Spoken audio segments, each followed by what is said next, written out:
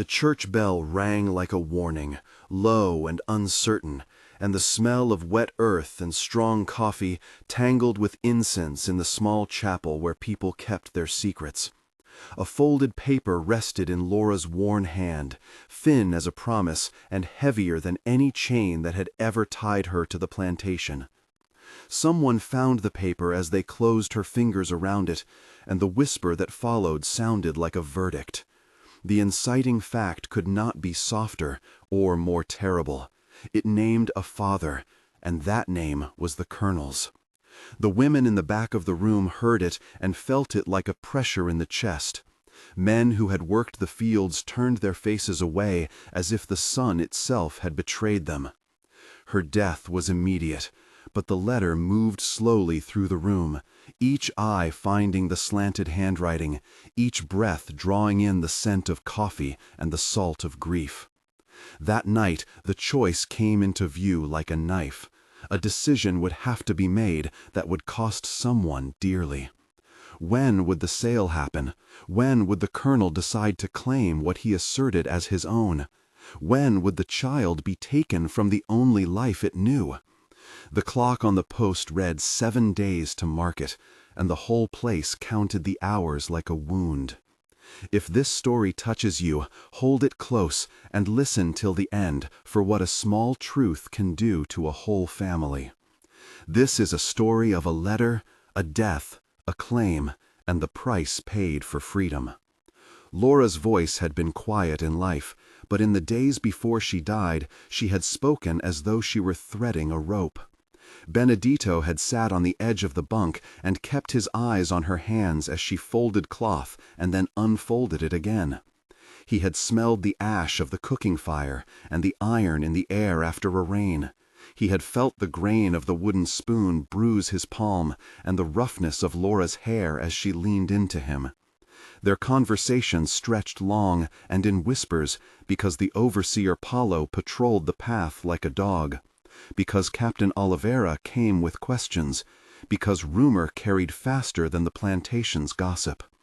Laura said, "I will put it in writing tonight," and Benedito asked, "Who will read it if you do?" Laura answered, "Let them read it when I am gone." Benedito asked, "Are you sure we should name him?" Laura said, "Yes, he must be known." Benedito said, "If we name the Colonel, he will claim the child, and he will say he is keeping what is his." Laura said, "If he is the father, the truth will make it not only mine." Benedito said, "Are you asking me to trust you?" Laura said, "I am asking you." "To trust the child," Benedito said.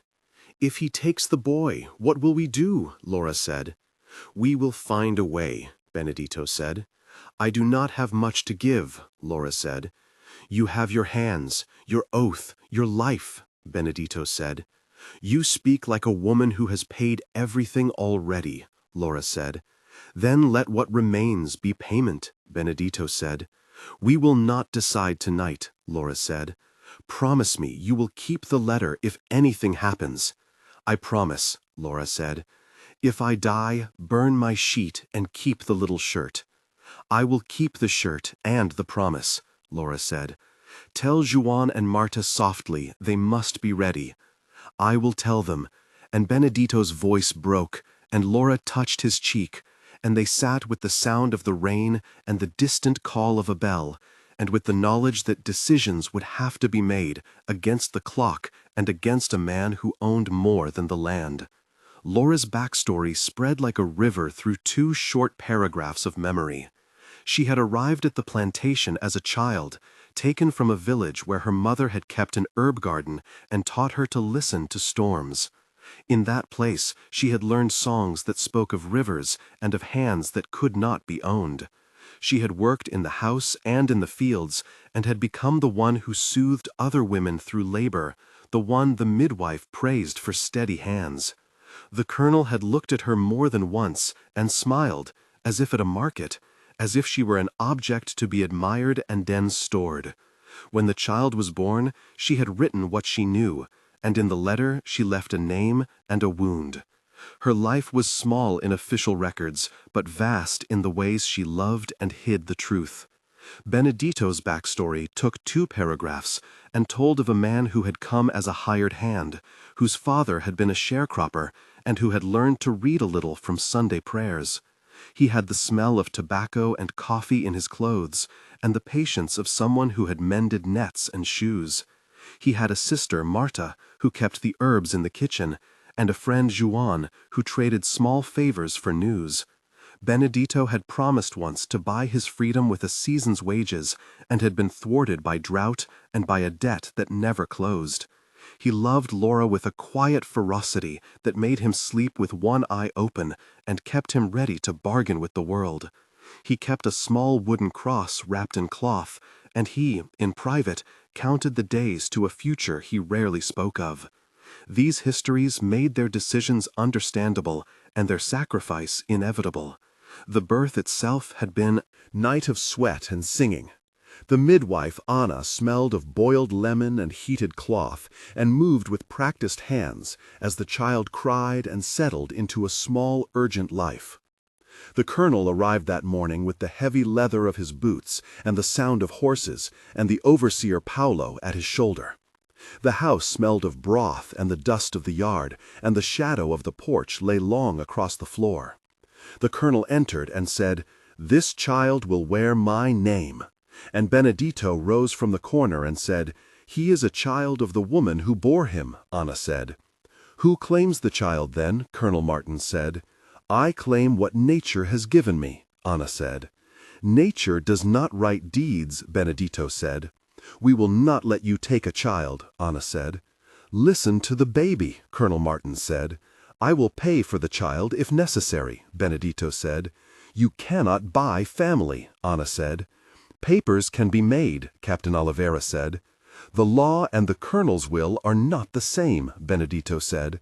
"My hands have held this baby since the first breath," Anna said. "You have seen him take that breath," Colonel Martin said.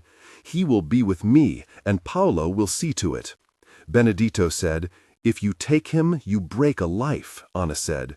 "A life is many things, but papers say who tends it," Colonel Martin said. "The plantation will provide." And Benedito said, "No, the plantation takes, and it does not give back." And the room smelled of coffee and sweat, and the child's cry rose like a trumpet, and the colonel's eyes flicked away like a man busy with ledgers. That scene threaded despair with the thin possibility of challenge, and every sentence carried the weight of ownership. They worked to save and to hide the letter, and to make pockets of hope. Benedito took extra hours with the oxen and felt his shoulders split under the yoke.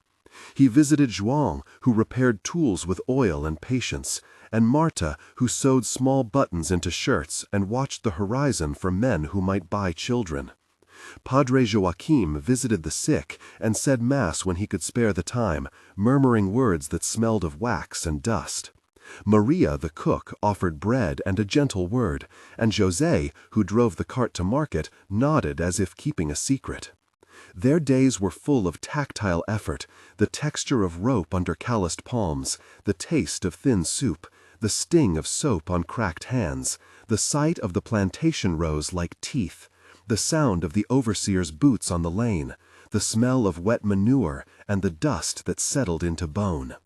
At night, Benedito whispered with João and Marta about plans to gather coins and to bribe a clerk if necessary.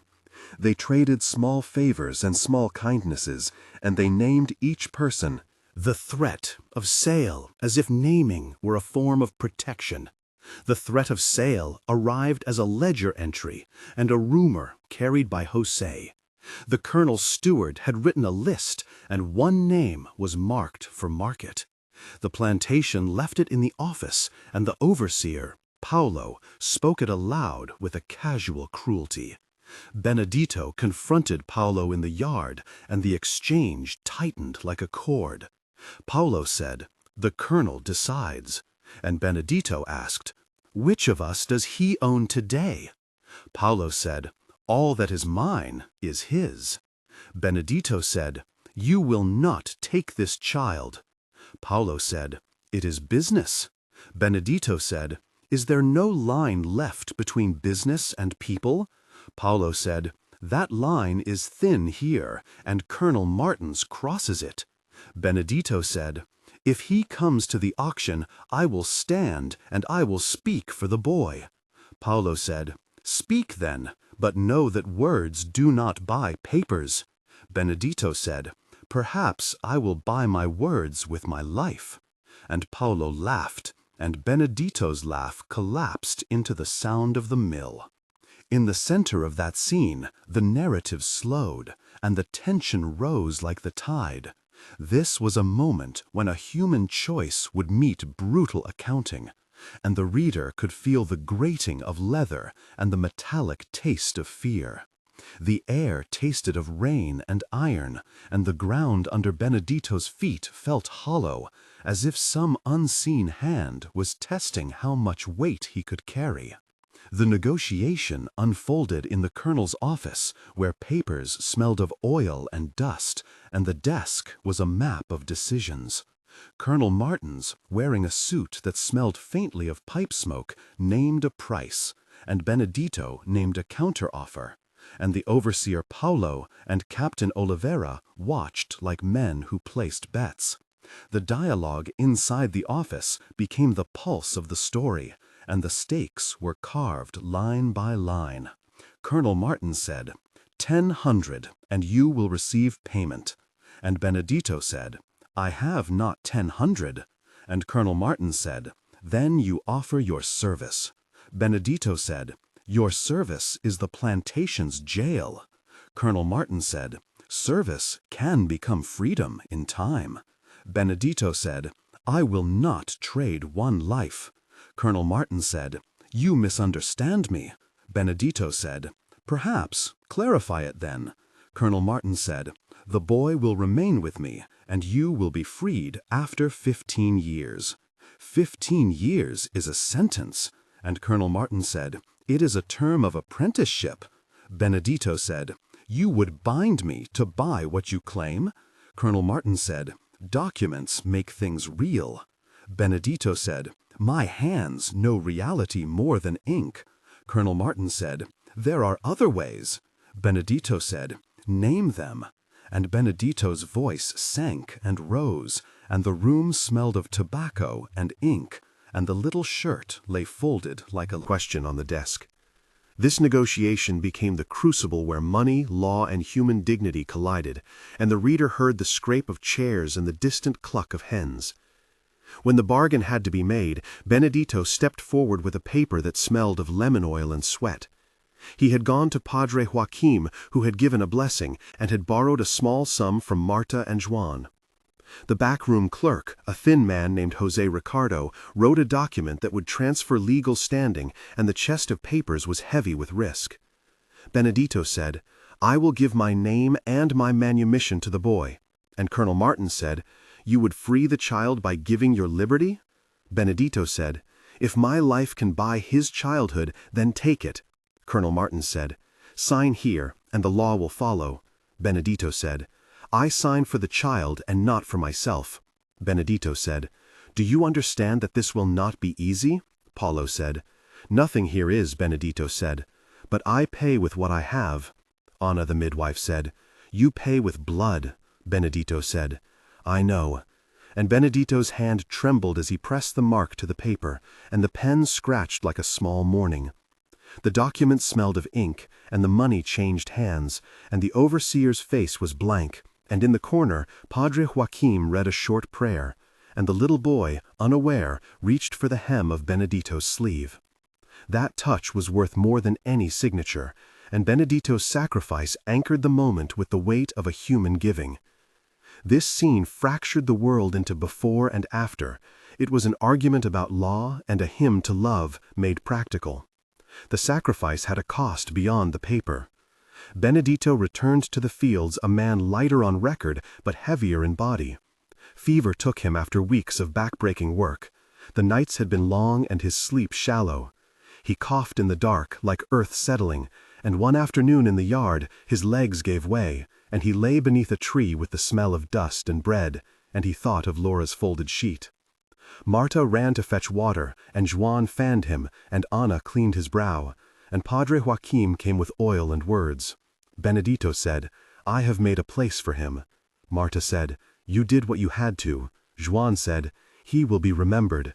Ana said, "We will tell of him." Padre Joaquim said, "Rest then," Benedito said. "I need to see the boy one more time." Marta said, "He is with the colonel now." And Benedito said, "Then I will see him in a dream." And Benedito's voice thinned into prayer. The moment in which Benedito died was slow and full of sensory detail. His skin cooling like bread left to stale, the room smelling of clay and smoke, his fingers loosening like knots in a net, and his last words, a name, the boy's name, a promise repeated. The burial was a hurried thing near the slave cemetery, where the ground took so many, and the men carried soil like they carried debts. There was no marble, only a mound and a cloth, and the slap of rain a week later, as if the sky wept in rhythm with their grief. Reconstruction began with the child's breathing room and the awkwardness of freedom. The colonel kept his distance from the idea of guardianship, and the boy, named Tomás by those who loved him, learned to say his name and then to read the small letters of a prayer book that Padre Joaquim allowed him to copy. Marta taught him to mend clothes and to sew a small seam into dignity, and Juan taught him the language of tools and trade. Ana, the midwife, brought bread and a plate and reminded him how to count his fingers. Captain Oliveira surprised them by bringing news of a small school where a teacher named Rita would accept a boy without papers. The town watched, and some frowned, and some whispered, and Benedito's sacrifice became a story told at wells and at market stalls. Tomás learned the taste of coffee free from the fear that once accompanied it, and he read aloud from a book that smelled of dust and ink, and remembered the letter his mother had left folded into the palm of her hand. He carried with him the memory of the smell of lemon on Laura's hands and the cool of Benedito's last breath. If you have been following and feel the pull of this choice, we want to hear from you. Imagine you had to decide between your freedom and the safety of a child. Would you trade years of your life to buy a childhood? What would you tell your neighbor at night in whispers? We invite you to write your answer below, beginning with, "I would choose," and then say why. Tell us briefly what values guided your choice. Was it faith, family, honor, or fear? Share a memory, if you have one, of someone who gave much so another could live. Tell us in a sentence or two to help others see how decisions like Benedito's echo across time. Your comments help create a space where we remember and where future stories find balance and meaning. The voices here guide our work and inspire future research, and so we ask that you be kind in the conversation and to the memory of those who cannot speak for themselves. Now we return to the story and to the consequences of that night and the choices made. 3 moments of tension carved the path of this family and slowed time to let grief be understood. The first was when the colonel read Laura's letter aloud at a gathering and smirked as men shifted. In their seats, and a woman named Maria clutched at her apron. This scene held 500 words of faces and the smell of candle wax and the metallic taste of truth. The second came when the inked document was signed and Benedito's hand pressed to the paper, and the clerk, José Ricardo, cleared his throat, and the sound seemed to come from a place deep inside a chest. This moment was heavy with the tick of a clock, and the paper's scratch, and the taste of tears. The third was Benedito's last breath beneath the tree, where Marta knelt, and Juan lifted his head, and the earth smelled of rain, and the grave was shallow and close, and Padre Joaquim chanted, and the sound of the bell broke like glass, and the sky lowered as if to listen to a promise being kept. Time moved forward as Tomás grew. He learned at Rita's small school to shape letters with slow fingers and to keep a ledger, and one day to sign his name without the trembling that once touched the palms of his elders. He planted a row of coffee saplings by the old fence and watched them unfold like small flags. He was taught to read old records, and there, in a dusty box, he found Laura's letter and the name of Colonel Martins. He read it in the light of a kitchen where Maria now kept a small lamp and where Juan fixed crates to carry fruit to market. He felt the truth burn like a match and then cool like a stone in his mouth. He remembered the mound of Benedito's grave, and he decided to make a place where memory and dignity would be kept. 1 month later, the paper was in Tomás' hand, a small legal thing the clerk had signed, and a copy of a manumission found and translated with the help of Padre Joaquim. The neighbors looked on. Marta and Joan and Maria came and stood near the gate. Marta said, "We always knew he would do this." And Joan said, "He had Benedito's stubbornness." And Maria said, "Laura's words saved him." And Padre Joaquim said, "Memory will have its house." The little document smelled of mildew and ink, and the town's rumor took on a different tone. People looked at Tomás not with suspicion, but with cautious respect, and Captain Oliveira, who had once been cold, helped carry a crate of coffee to market and paused at the gate and nodded. There was relief in the kitchen, the taste of thin stew and the warmth of an oven, and Tomás felt for the first time that the future might be something he could touch with his own hands. The letter had changed the conversation, and the child's face, which had once been an item in an account, was now the focus of a neighborhood's hope. 3 months later, the work of becoming free had begun, but was not quiet. Tomás apprenticed with João in the daylight and studied with Rita in the evenings. He experienced discrimination. A grocer refused credit, and a man in the market spat as he passed. Yet allies appeared in unexpected places. Padre Joaquim vouched for him before a magistrate, and Captain Oliveira offered a small loan to help him buy seeds for his plot. And Marta taught him how to keep accounts and how to listen to people's faces. The name of Colonel Martins remained a dark stain, but the letter Laura had left had become evidence not merely of shame, but of a truth that could be spoken aloud. Neighbors like José and Maria told the story at a mass, where the priest read a prayer for the dead and for the living, and people came bearing small gifts of salt and bread. Tomás kept a folded shirt in his chest where Benedito's name was whispered with reverence. He had days of laughter and nights of doubt, and he promised to build a school that would teach children to read the laws that had once been used to bind them. 6 months later, the transformation was clearer, and the community had shifted.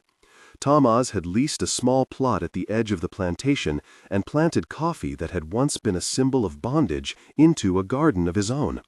He had hired Rita to teach 3 children, and Marta to keep the kitchen, and João to manage tools. The school bell rang like a different kind of call, and the little classroom smelled of chalk and lemon and clean cloth. The town's ledger showed small changes. There were records of wages paid to former field hands and a notarized note that the colonel's claim had been contested by testimony and by the evidence of Laura's letter. Tomás had married a woman named Ana Maria, who read to the children and who kept the house full of light. The memory of Benedito became a lesson taught to each child, a story of a man who gave his liberty so another might live. Tomás erected a small stone at Benedito's grave, and at the slave cemetery he planted a tree whose shade now held children who learned without fear. The legacy touched the next generation. The neighbors' children now wore shoes in town, and the old rhythms of forced labor loosened like old ropes. There was no perfect justice. The law had been slow, but it had shifted, and the community's eyes had softened with use.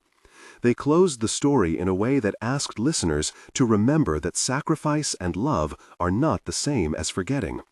The family had lost a life and gained a seed, and the man who had signed his name to a paper had shown how dignity could be bought with what a heart could spare.